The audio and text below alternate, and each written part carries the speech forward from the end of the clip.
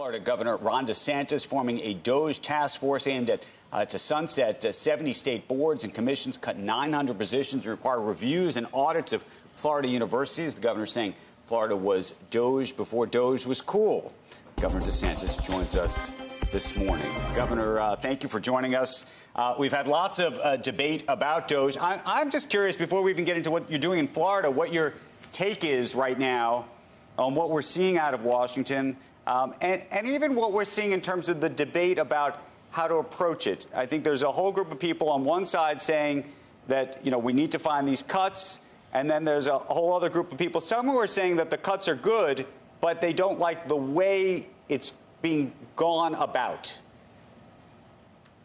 Well, the government's spending too much money. I think everybody acknowledges that. So from a fiscal perspective, what DOGE is doing is they've put this issue on the front burner. They've highlighted a lot of things that should not be done. Now, I do think Congress is going to have to ratify that. I don't think you can just do it all through executive action. But then you have the other issue of the constitutional imbalance that's been created in this country by Congress passing these omnibus spending bills. They pass continuing resolutions. That puts the government on autopilot. So these bureaucrats are never held accountable. Congress doesn't wield the power of the purse. And so that's why you see some of the bad behavior that you've seen in USAID and some of these other things. So I think both from a fiscal perspective, it's good. But I also think Congress needs to recover the power of the purse. The bureaucracy needs to answer to the president under Article 2, and that'll go a long way to getting our constitutional system back in whack. What do you think about the prospect of sending checks to Americans, either in the context of thinking of them as dividends or refund checks, as opposed to taking that money and hopefully paying down the debt? Well, if they're able to reduce spending enough that they're generating an annual surplus, well, of course, I would do some of that to retire debt and some of that rebate to taxpayers. But let's just be clear, they're a long way from getting to that point. I don't think you want to print additional money to be able to do that. And one of the things I think we see in Washington that's different than, say, a state like Florida. Like in Florida right now, our budget year over year, we cut $3.8 billion overall. Like, we're spending $3.8 billion less. What they say in Washington is, oh, we're going to cut $1.5 trillion. That's over a 10-year budget window where they anticipate spending increases over 10 years. So they're still spending more, but just not as much as was forecast. So they count that as a cut. That's not a cut. So I think there is an imbalance between the momentum behind what Elon's doing. A lot of excitement. Certainly, my supporters are excited. Someone's finally getting in the federal government and doing this with DOGE. And then kind of the way the swamp operates in the Congress, where I don't see them being nearly as aggressive. Governor, what's your relationship like right now with the president? I ask because, as you know, the president has endorsed Byron Donalds to be the governor in 2026. We got a great relationship. I mean, we're working very closely together. I'm able to play. We play golf relatively frequently, I think, compared to others. And I've been a big supporter of what he's doing. Look, people can endorse whatever. I raised probably more money than him for 24 cycle than any elected official, millions and millions of dollars. Obviously supported him strongly. But, he supported a marijuana corporate amendment in Florida on our ballot that I opposed. We fought. We defeated it. That's fine. I still supported him. It is what it is. We have done more in Florida to support his agenda than certainly what Congress has done so far. I called the special session of the Florida legislature. We now have full spectrum support from state and local government for his immigration enforcement efforts.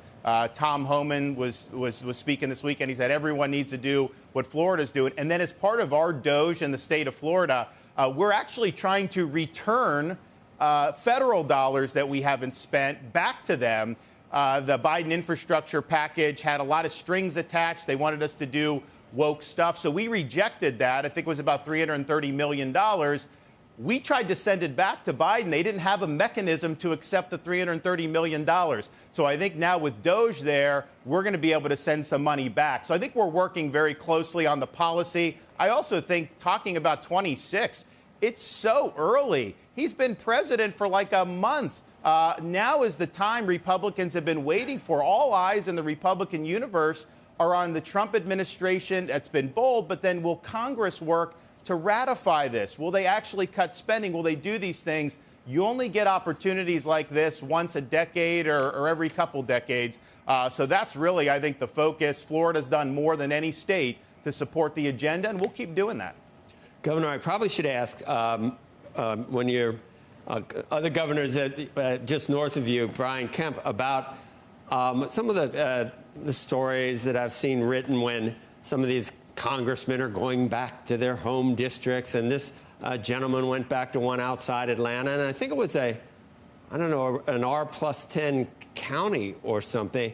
But supposedly they're getting an earful, is what I'm hearing about. And I would say that watching you in Florida, there have been times where how all occasion that looked like it was against you, and you just plowed ahead, damn the torpedoes, and I think it paid off for you. Is that the advice you'd give the president right now? I mean, there are midterms coming up. I saw a Harvard study that most Americans are favoring things, but you've seen the opposing sides and the Democrats go after this administration for, ending democracy and the Constitution in one fell swoop. Do you think you can go too far, or would you tell the administration to just damn the torpedoes, go for it? Be bold. The reality is there's always going to be static. There's always going to be opposition. I think some of those people at that town hall probably weren't even from that district. I know during his first term, I was a U.S. congressman for a couple years. There were manufactured people that would come and scream at you, which is fine. I mean, it's a free country. So, yes, move forward. And with the things that we did in Florida, I mean, the COVID stuff, I mean, I had the world against me there. We stood our ground. Kids were better off from being in school. Businesses flourished. Obviously, we've had a massive migration of both people, businesses, and wealth. Then you also look at things. I mean, we had tussles on this program about Disney. We stood up for what we thought was right in terms of the kids. We did remove some of their special privileges to put them on an even playing field with Universal and SeaWorld and the other parks. And the reality is now they're investing $18 billion into Florida. People were trying to say they were going to move Space Mountain to Columbus, Ohio or something. We knew that wasn't going to happen. So do what you think's right. Hold your ground. And the thing is if you're doing what you told your voters you would do, even people that disagree, they do respect that you're following through. So President Trump's following through on what he promised the voters. He said he was going to have Elon Musk do this with government efficiency.